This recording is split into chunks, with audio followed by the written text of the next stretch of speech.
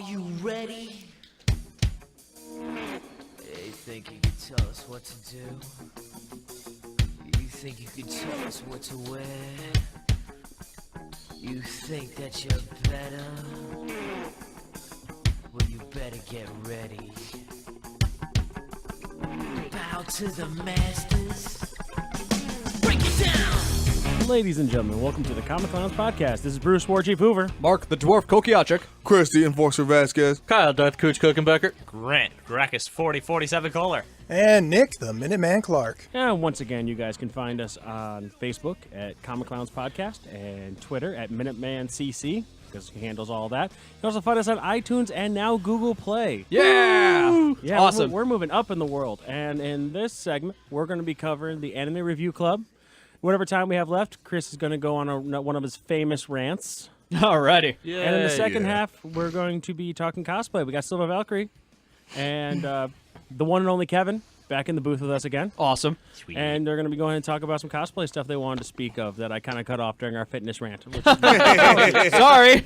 that's my bad. That's a big oops. That was on me. No, going back to the beginning of this real quick, when we were doing our intros, I feel like we could have done that a whole lot faster from how fast we were going to begin with. I feel like we can just keep it at the same pace. I feel comfortable with it. We did that extra 20 seconds. Yeah, I know, right? The What, do you wanna timing try to seems do it like just a minute? fine. We're trying to stretch it here. Are you sure I can take really fast for no reason at all? We're trying to limit what you say. You guys got me going on a rant if there's time. I highly doubt we're going to limit what I'm going to say. Okay. All right, so we're on the review club. We talked Baki the Grappler because season 3 is coming out this year. Baki the Grappler. Yes, it's one of mine and Mark's favorite animes. It's really good. It's awesome. Grant, what did you think? Tell our faithful listeners, all 3 of them. Faithful listener. All 2 of which behind are us. here. So far, I actually got through the first season of Baki the Grappler, and this is for someone that is just watching this for the first time. This is literally like Dragon Ball Z in a way, minus the power-ups and the aliens because of all the fighting. And Baki's pretty much Goku for the most part. It's like, huh, you're nice and strong. I want to fight you. Rebuttal. What the fuck were you watching?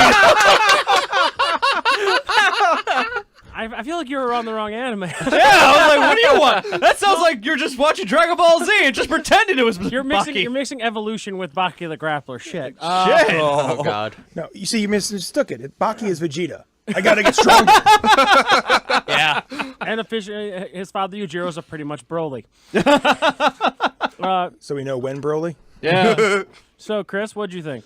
I enjoyed it. I love a good fight here and there, and that anime really delivered on nice, good fights for me, Instead of being, like, over the top, overpowered, these were well-trained people, They didn't just... They exceeded their limits, but not, like, beyond reality. Right.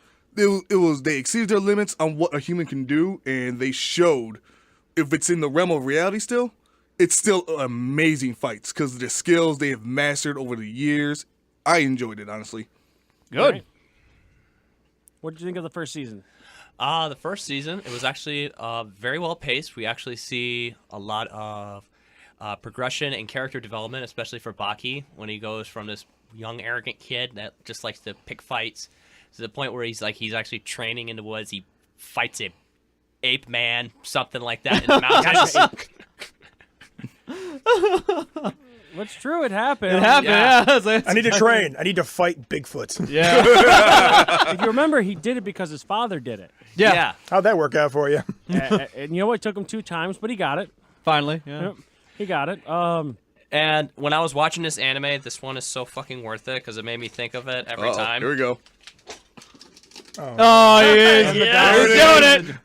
Please don't break my arm. Fucking worth it. I'll take that dollar. I enjoy the crap out of it because, like, very well Chris put out there. It's not like what they do is not out of the realm of reality. They extend it just a little bit too far, but they show what the human body can do. Right. Now, Kyle watched a couple scenes with me when I was rewatching it, and you noticed something that I noticed. Oh, it's hilarious. You watch the subs, and makes his father seem like, oh, thank you for training my son, molding him into what he is, and helping him. You watch the dubbed version is, you're all pieces of shit, everyone needs to die, and my son is a piece of shit. It's just two polarizing characters. It's two different stories. Yeah. It was completely weird. Like I was watching with Birdie. Birdie came over and I made him watch the it's a fight you never got to that you really need to go back and watch, Grant, was Dopo Orochi, the Tiger Slayer, Cannibal Orochi, everything they call him, versus Yujiro Hanma.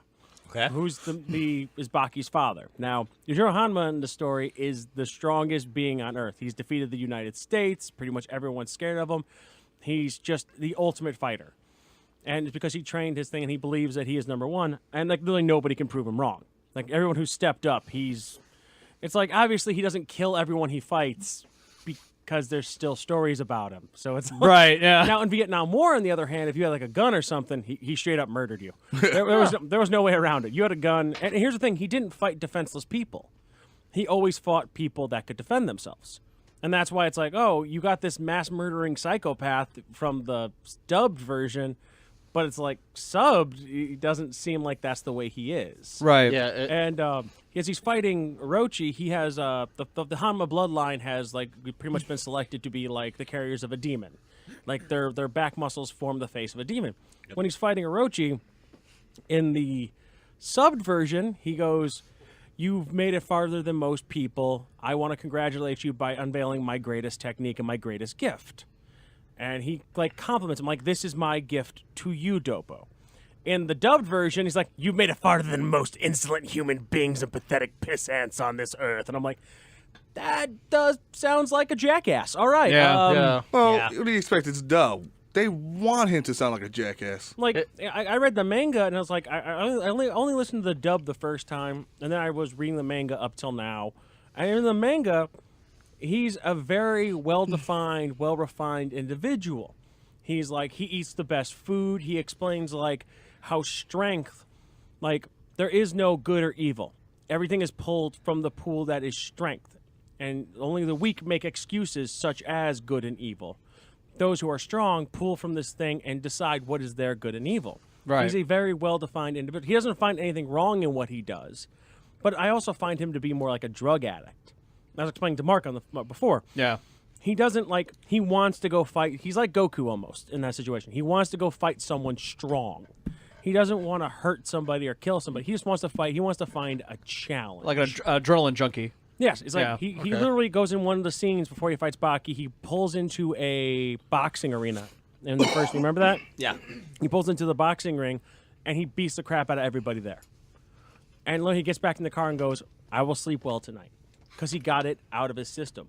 And what you guys don't get to see from the first season is why he really had Baki born in the first place. If you keep reading the manga and you keep going forward on that, he literally says there is nothing left on this planet that can challenge me.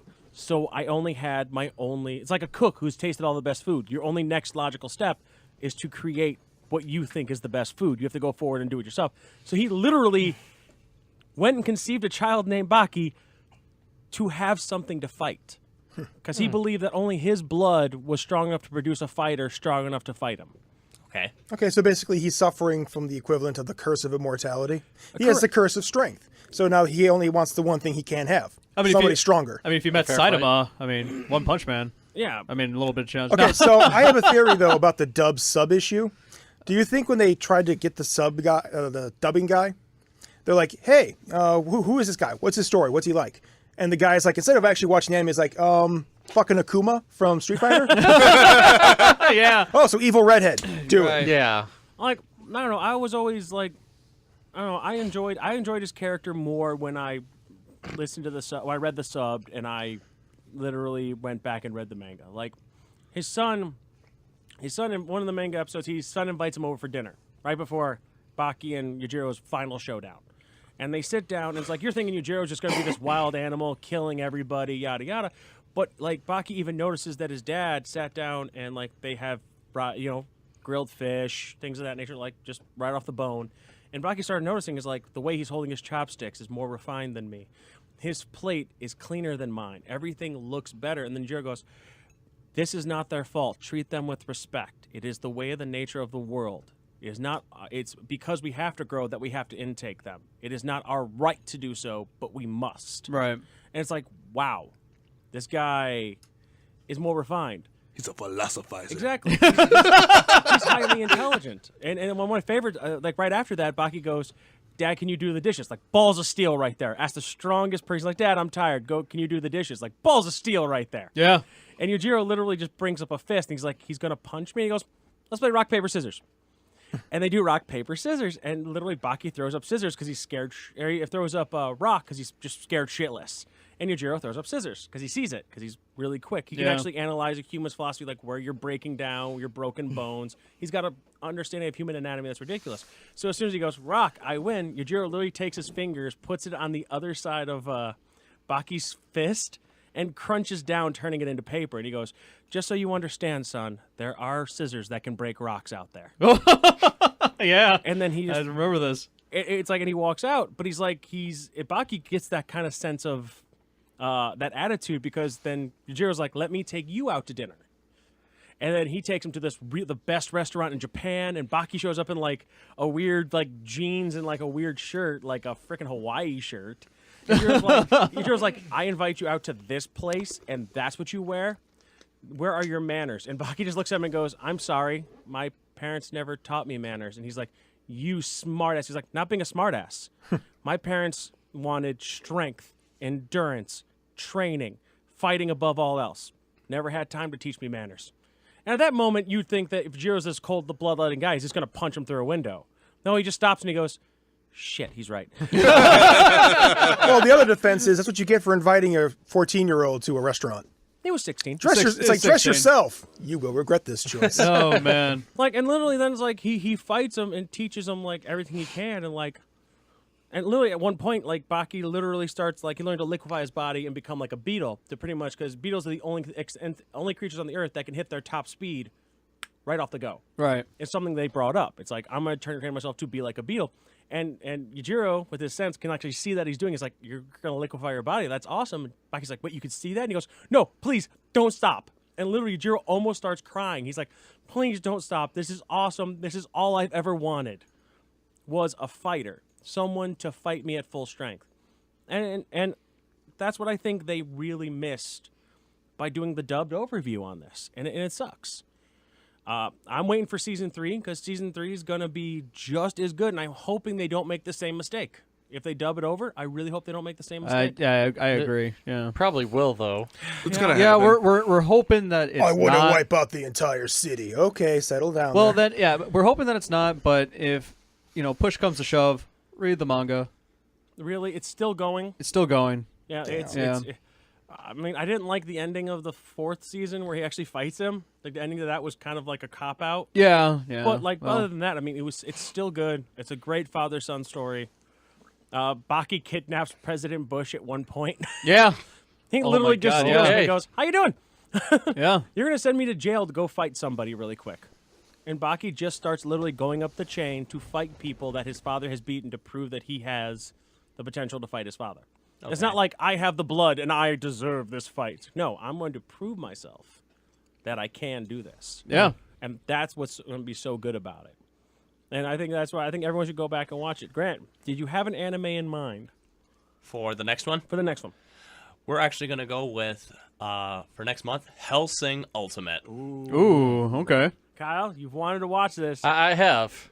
I'll watch it with you, because I really did like this one. If Yeah. you watch Hellsing Abridged, Can I say it at least once? no. Damn it. Pull out the dollar and For you can do another whatever dollar, you want. can. Yeah. For another $1. If you Got a want- dollar, make if it you want holler. Hellsing Abridged, it literally makes you want to watch Hellsing Ultimate. It really That's pretty much how does. I watched it. That's how it got me too. It got me stuck on that. I'm like, oh god, this is actually really good. So I really want to watch Hellsing Ultimate. Well, just actually to saw clarify something real quick between Hellsing and then Ultimate, is that Hellsing is pretty much one that Ceres becomes a vampire, and we find out her story of how she has to deal with being a vampire now. And then Alucard's in the background. Ultimate is a little bit more simple. It basically shows how Alucard can't die and kills tons of Nazis. I mean, do you really want anything else but that? I mean, Nazi death is awesome. Exactly. True. I've seen both series before I even watched Deer Bridge. Oh, hipster.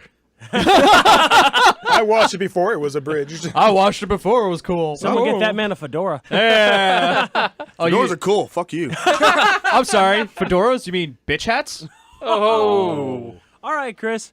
That would about cover it for our anime review. I told Chris whatever 5 minutes we had left, he would be able to go himself on an awesome little rant. So, Chris, I leave the floor to you. All right.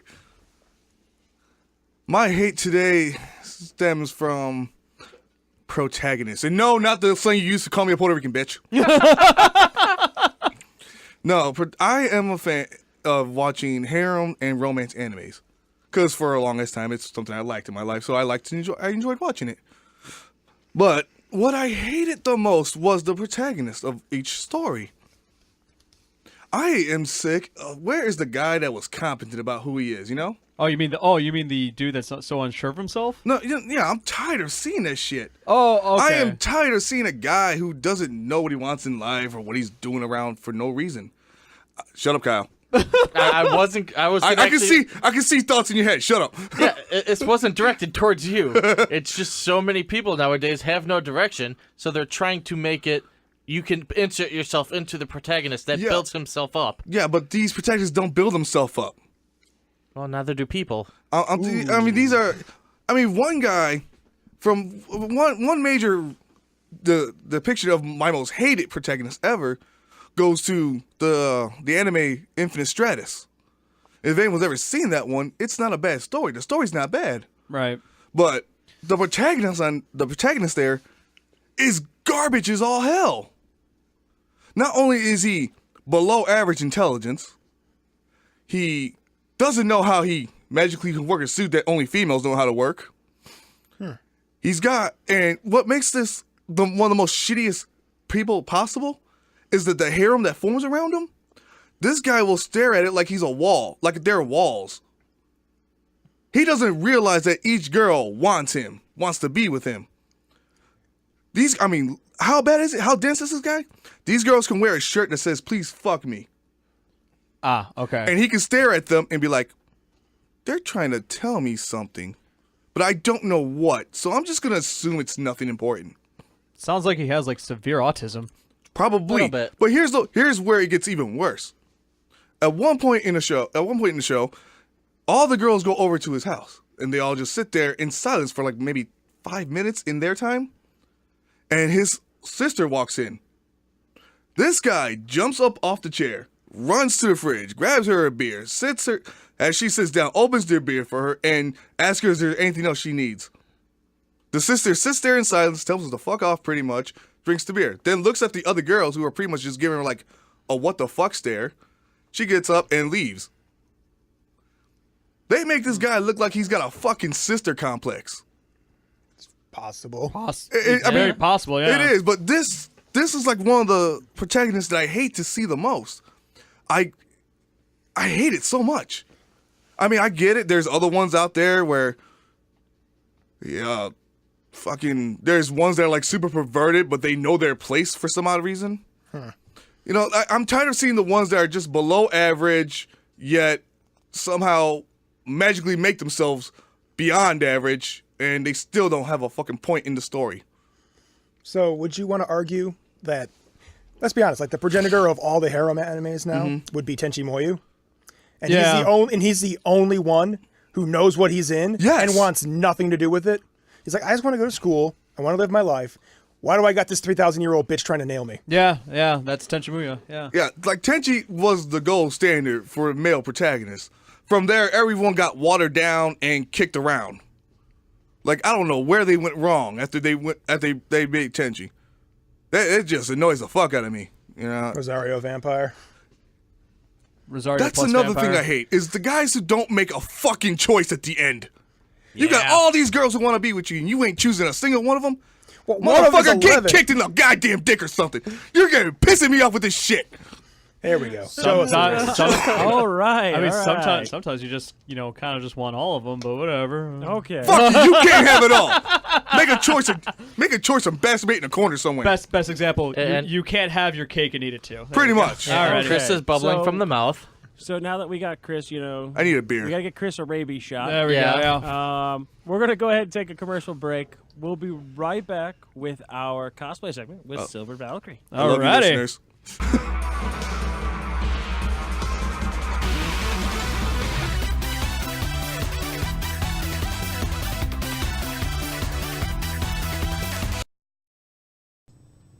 Hey guys, this is Grant Gracchus 4047 Kohler from the Comic Clowns Podcast. You can find us on the Gab Radio Network as well as Facebook at Comic Clowns Podcast. We are also on iTunes, Google Play, and now YouTube. And we look forward to seeing you guys soon.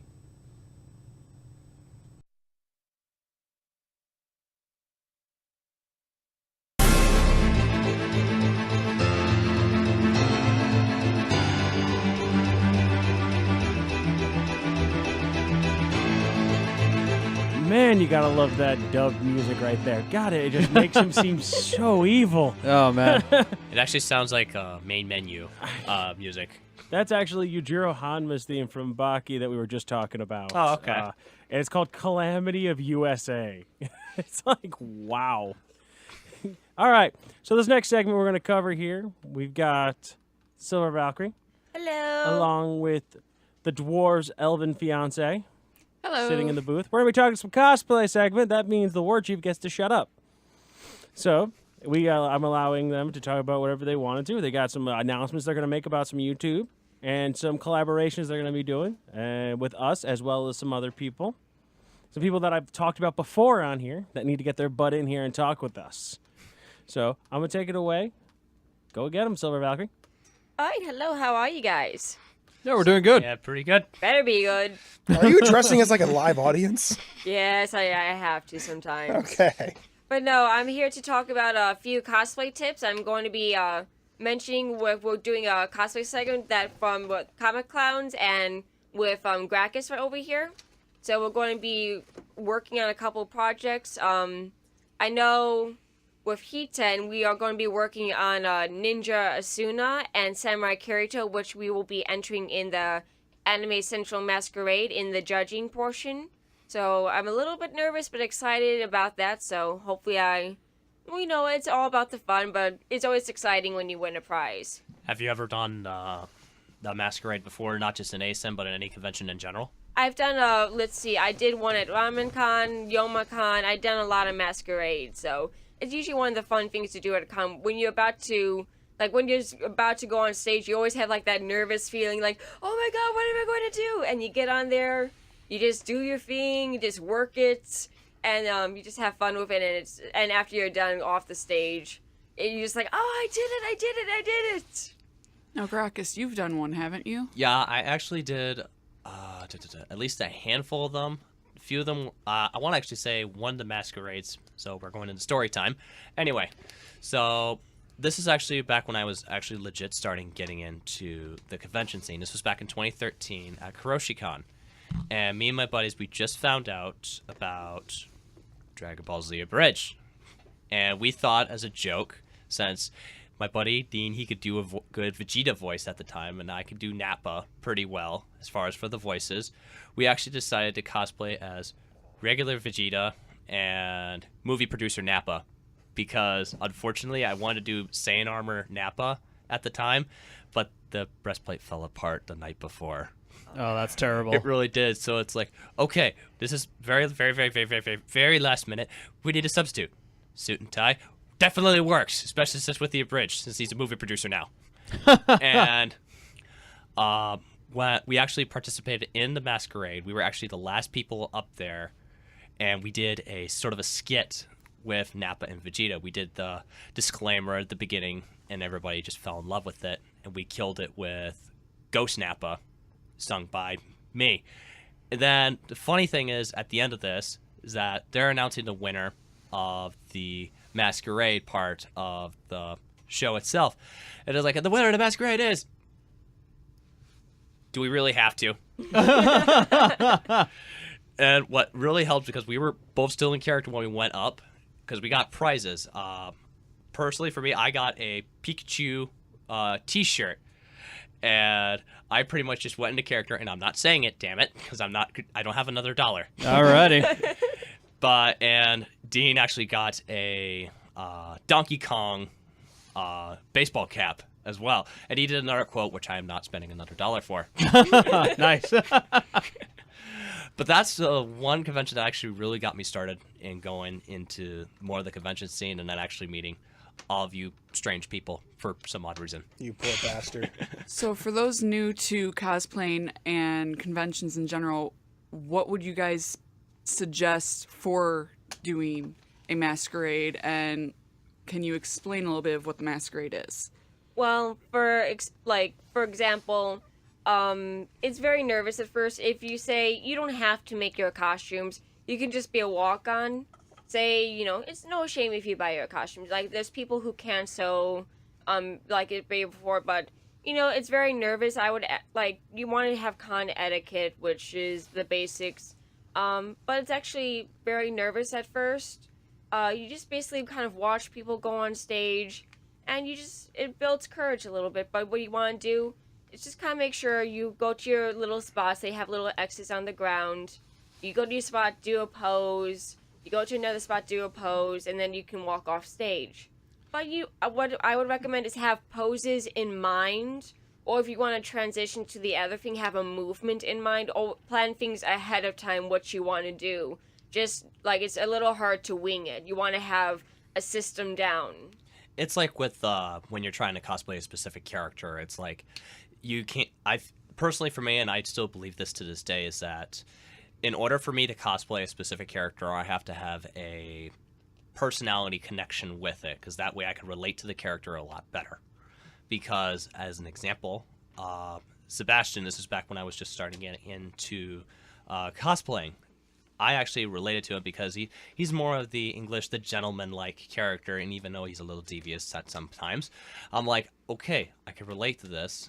And on a side note, for me, it's like if you're able to do the voice for the character at one point or another, I say that's an extra bonus to you if you're able to do it, because I've done that sometimes to some people after they ask for a picture and they just turn into jelly on the floor right in front of me.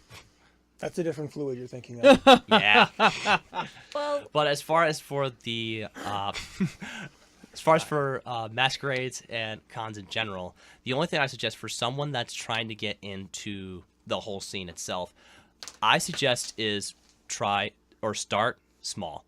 You want to start at a small convention, then work yourself up. Because if you start out like, I don't know, me, when I started out with ASIN as like my second convention, went from a 1-day to a roughly 4-day convention, and I didn't know what I was doing for the most part.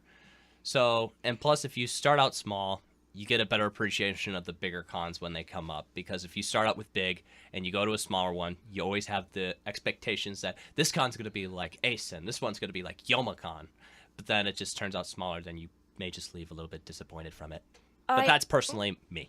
I'm done now. What I want to talk about next is actually some cosplay tips. So I wanted to get into that. I'm going to go from easy to a little bit more advanced. The first one I want to talk about, I'm going to just quickly show. We actually have a fashion sketchbook. You can get, I cannot draw people for the life of me. I can't. But I can draw clothing, and you can get these. It's great for, say, you found a picture. Like, for instance, my Ninja Asuna, there was no back picture, so kind of, I can show this a bit. You kind of design, I got this on, just a basic one on Amazon for $6. So it's something that's a little bit easier. You want to get an idea on paper, say, oh, I want to do a Pokemon cosplay, but I can't draw this, but I want to figure this out. So that's good. For the medium thing is actually how to color your eyebrows. Say you want to have it match your wig. One thing I would recommend before coloring your eyebrows is actually grooming them. I get mine waxed. I don't go anywhere expensive. I don't go to a fancy spa. I have like a little nail salon in the Woodfield Mall. It's really cheap just to get it quickly done. Maybe like $10, but they do a good job. But what you want to do, I know some people use acrylic paint, but the problem with that, at least for me, I know it works for some people, is it's hard to change costumes. It's really hard to get it off your eyebrows. So what I found out when I did a little research, you actually can use Elmer glue stick to make sure it's the white one, and just do a couple coats on it, and use a high pigment eyeshadow, and just kind of put it over there so it actually matches your cosplay, looks more natural, and say you want to do a change, you just use makeup remover wipe, and you can change it that day. Oh, I can interesting. understand that, especially if you're trying to do 2 cosplays in one day and they have like a yin and yang sort of wig style. Like you go from blonde hair in the morning to like dark blue at night. Yeah. And then the last thing I want to, for people who want to make, say, flames or want to dye some plastic, you can dye Warblow. You can dye. I use PETG plastic, which is vacuum form plastic. What I actually learned through a video, I can always share the video again on my fan page. You want to use iPoly dye, which is a fabric dye. You want to use 4 packets of that. And what you do is you boil the water, and you want to put the dye. And I want to stress this enough. Whatever pot or tools used, you can never use for cooking again. Because if you do, you can poison yourself, basically. Gotcha. Please no purple weddings. We don't want that. Oh, thanks for that. Yeah. But man. and you know, I did when I did my Sailor Mars firebow, I actually made sure to do it outside, but it was like during the summer. But if you do it inside, just cover everything, because this thing will not come out. Especially if you're doing like cosplays that require like glue or the materials that you're using. The one thing I always suggest, make sure you either have fans going or a window open, because I've heard some stories where it's like some people getting high off the fumes, and we don't want an accidental acid trip for you guys out there. Speak for yourself. You should see the dragons in the kitchen. So if you guys had like an open garage that was available for use, would you guys recommend using that? Yes. Yes. What I did is Dedicated workspaces. actually I got a pot and I actually pre-boiled some water. I have an electric kettle. I pre-boiled some water inside, and then I brought it to the pot, and I had like just a small burner, like a portable burner. You don't have to, as long as the water. But the key thing to dye the plastic, you want the water temperature to be around maybe 125, 135. And what you do is you soak the plastic in there, whether it be clear Warblow or not. And right after that, you want to make sure you don't soak it too long. Do it in stages. You quickly dunk it in ice water, because what that does, it seals in the dye. So you do it in stages. You want it darker, you put it back in the dye, count to maybe 60 a couple times. Then you dunk it back in the ice water, do stages. And just let it air dry, and that will actually permanently dye the plastic. Oh, that's kind of like chemistry in a way, practicing here and there. But one thing that I want to make sure, you have to form the plastic ahead of time. You can't just dye the sheet of plastic and then use, say, a heat gun, because that will warp all of that in the process of drying. Okay. Okay, so for the people with different allergies out there, because you have some that are allergic to different plastics, you have some allergic to different dyes, what would you suggest for all of them? I would actually do research. That's the main thing I would do. Like for these dyeing processes, I have very sensitive skin. I would not use it like in something that's touching your skin. I'm still doing a little research myself, so I'm going to post results on that. That's actually a very good question. So when I'll post next week what I would suggest for people with allergic reactions to plastic, because that is actually really important. Okay, so would you guys also recommend like using gloves or something that way? You do want to use gloves. You can go to the. You cannot do this with your bare hands. That you cannot. I would use tongs. I would go to the dollar store, and not like latex gloves. I would use rubber kitchen gloves, like really thick rubber kitchen gloves. It's like for something like that, I completely understand why you use rubber gloves. But as far as making a cosplay in general, I don't think you really need the gloves for every single little thing for it. But I mean, it's depending on the situation and what you're dealing with for the most part. If you're that allergic to everything, you got bigger problems to worry about. Yeah, I was going to say, Yeah. whole bodysuit of rubber, right? I can be Sailor Mars finally. Can't wear it, but I have it. Well, It's like you want to make a wax museum or something? I think another thing that needs to be pointed out for the dyes, though, is if you are dyeing something, don't wear your nice clothes that you don't want ruined, because there's always a chance that can get on there. You want to wear old grubby clothes that if dye gets on there, it gets on there. Oh well, it doesn't matter. So don't Yeah. die in your living room because you want to watch TV while you're doing it. That's why I did it outside in the first place, because it's like, oh, I don't want to die from the fumes. I'm going to wait till nice weather, go in a garage where there's plenty of airflow, and wear the grossest clothes I can find and put my hair up. It makes sense. Also, don't do this in communal areas because you'll be surprised how angry they get about it. Oh yeah. Why Yeah. is there a giant blue splotch in the middle of the hallway? I don't know. Someone found the Smurfs? Oh. Oh, Jesus. That's a good one. I like that. dark. Very, very dark. Was it Gargamel? Okay, so didn't I like the have flavor. something to hit on that generally a lot of people don't think about with cosplays. Crocus here has quite a few different warrior outfits that he wears with furs on them. Some of your cosplays will have furs. You do not want to just sit there and go up and grab them because that can ruin the cosplay and ruin that particular part of it. This goes for whether it's just a normal cosplay that has like a fur sash all the way up to, say you have a furry come to a convention. They're in full body fur. One, it's going to be really hot. Two, that fur mats very, very easily. Another thing I want to bring up with that subject, not only with furs, you want to have common decency. Like, you don't want to just go up and glomp someone in a costume because they may have delicate armor. They may have, like, say you're wearing body paint and you go hug someone and you get that body paint on your costume. That is not tolerated. You always want to ask permission. Like, when I'm in my Ari, I actually have long tails. Like, I have 9 tails on me. And I see people just touching them, and I do not like that because a lot of people don't like that.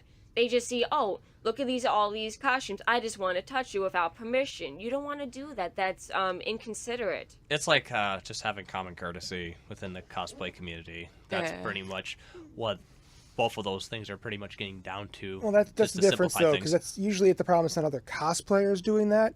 It's the con goers. Well, even then, you do have some cosplayers that'll come up and Oh, just they're just randomly grab or touch homestuckers. or something for whatever reason. And one, like they're saying, it can damage the costumes themselves, let alone you can transfer paints. Yeah. The other thing is there's a lot of people out there, yeah, they're okay with going to cons, but they're not okay with people touching them in general. Yeah. So you have to be mindful of everyone, whether it's their cosplay, whether it's their paint, or if it's just one of their physical little tics that you can't exactly sit there and come up and touch them. Yeah, don't tug on my beard. Don't. No! Why? It's real, ladies and gentlemen. Just to let you know, it's fluffy. real. It is real. It's real. So that happens a lot. You're just at a convention. It feels like a dog. Oh, dude, you get. Oh man, you're surprised. There's a few of them that we've gone to that people have just come up and just randomly started stroking the beard. It's like, this is weird. Can you go? Can you grab low and be like, well, turnabout, man. Hey, man, you can't do that, really? Yeah, you just came up and touched my face, bro. And for the last thing I want to talk about, I did mention before that I'm going to be working with Gracchus here. We're going to be working on some cosplays. We're going to be doing some live streaming. Also, Hiten and I are going to be actually working with Sony-sama. We're going to be doing live streams with him on our armor building, and Warble, he is the master at that, so please check him out. So he is our sensei, so we're going to be learning a lot. We're going to be building samurai armor, gauntlets, the works. We're doing everything of our costumes from scratch. Okay, are you actually going to be able to show any of these videos, or do they have to be heavily censored? That's what I thought. You'll like, never know. Hey, you guys want to see how to make armor? First, here's some titties. Yeah. Wow. We're talking about Sonny. Come on. All right. That's- God. We know about you, Sonny, We're watching you. Always watching. with the filters on. Anything new and exciting that you guys? I mean, we got you and your husband are planning on doing the Kitaro and Asuna Samurai Ninja form. How about you, Grant? So far, I'm still in the planning stage for getting Khadgar and Khadgar? Okay, yeah. from the video game, not the movie, because it actually has a movie now. Oh, Anyway, oh, there you Okay. go. Angie, are you planning on trying to do any cosplaying, or are you just trying to get your barbarian garb I'm going? trying to work on the barbarian garb for the CFF. Otherwise, I'm gonna try and start looking at a few different characters to see if I could pull off their cosplays. Oh, okay. How about you, Nick? I gotta do some remodeling on my old cosplay. Oh, okay. 21. Apparently the diet kicked my ass harder than I thought it would have. Nothing fits. Nothing fits anymore? And you have no idea how hard it is to try and readjust a military belt when you stretch it out past its limit. Ugh. And I'm not buying another one. Oh, jeez. Like, this will fit. Oh, God, it's not fitting. Like, it's like okay. I can just strap it on. No, it ain't doing that. it's like Oh you were my talking. God. You were talking about actually getting some armor upgrades for like cosplay foam fighting. Was this a couple weeks ago? Oh, yeah, for my for the Minuteman General outfit, I'm thinking about modifying it from not just being a Fallout cosplay, but turning it into a CFF character, too. Alrighty, So I guys. just gotta get some armor. Oh, that's awesome. I'm glad I can sit back here and listen for once and not run my mouth. For once. So we found out what Heaton stands for. It took us a second. Because I asked him what it stood for, and he's just like, something from Rurouni Kenshin. So I just translate.google.com and then did Japanese. Apparently flying sky back here Makes is sense. what his name stands for. There you go.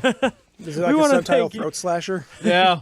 We want to thank everybody for coming out again, talking cosplay with us. We're going to close this out. Next week, we'll be talking Rogue One and Assassin's Creed. Alrighty. And Bruce will be doing his character introduction. It's going to be awesome. Awesome. It's going to be a great time. So, once again, from the Comic Clowns, my name is Bruce War Chief Hoover. Mark the Dwarf Kokiatric. Grant Gracchus 4047 Kohler. And Nick the Minuteman Clark. I want to thank you again, Silver Valkyrie and Angie, for coming in there and hanging out. And this closeout song is a little dedication from Heaton to the Valkyrie.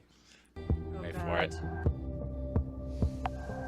Ooh, little Katy Perry. This is awesome. That's an embarrassing face, yeah.